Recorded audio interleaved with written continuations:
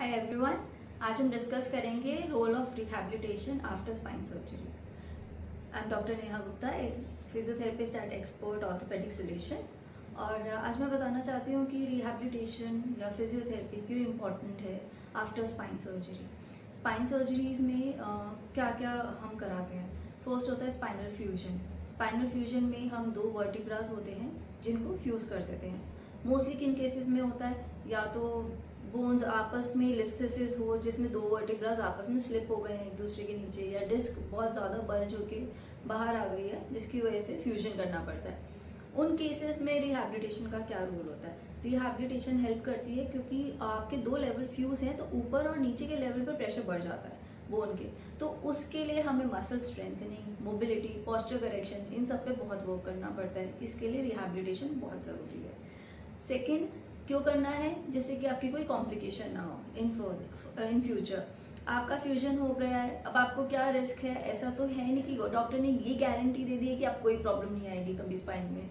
Of course not, right. इसलिए हमें क्या करना है, हमें चाहिए कि हम वो कॉम्प्लिकेशन को प्रिवेंट करें कि ऊपर और नीचे वाले लेवल पे कभी कोई प्रॉब्लम ना आए। उसके लिए भी ज़रूरी है posture correction, muscle strengthening, balance improvement. तो ये चीज़ें हमारे को बहुत ज़रूरी होती हैं ओवरऑल अच्छी लाइफ लीड करने के लिए। So rehabilitation is equally important. Second क्या होगा, अगर आपका डिस्क बल्ज में आपने आर्टिफिशियल डिस्क प्लेसमेंट करी है, तो अगर आर्टिफिशियल डिस्क लगवाई है या लेमिनेक्टमी कराया है, कोई भी छोटा प्रोसीजर कराया है स्पाइनल सर्जरी में, तो उसके बाद रिहैबिलिटेशन का क्या रोल होगा।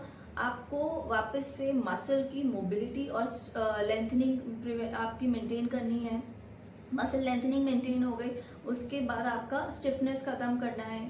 अगर आपको ऑलरेडी कोई पेन था, नर्व कंप्रेशन का पेन था, उसको भी आपको ट्रीट करना है, तो रिहैबिलिटेशन बहुत हेल्प करती है नर्व की मोबिलिटी में, फिर आपकी मसल स्ट्रेंथनिंग में, आपकी डे टू डे लिविंग को वापस से रिगेन करने में, एक हेल्दी लाइफस्टाइल को मेंटेन करने में, वेट रिडक्शन, क्योंकि हो सकता है major reason heavy weight obesity का रहा हो जिसमें डिस्क बल्ज हुआ है, आपका पोस्चर डेफिनेटली खराब होगा तभी आपको ये इशू आया है। तो rehabilitation is very important for your healthy living, day to day lifestyle में, कॉम्प्लिकेशंस को प्रिवेंट करने में, आपको वापस से नई मोबिलिटी में लाने में, बेंडिंग फॉरवर्ड, ये सब ट्रीट करने में, इन सब के लिए आपका रिहैबिलिटेशन का बहुत बड़ा रोल होता है।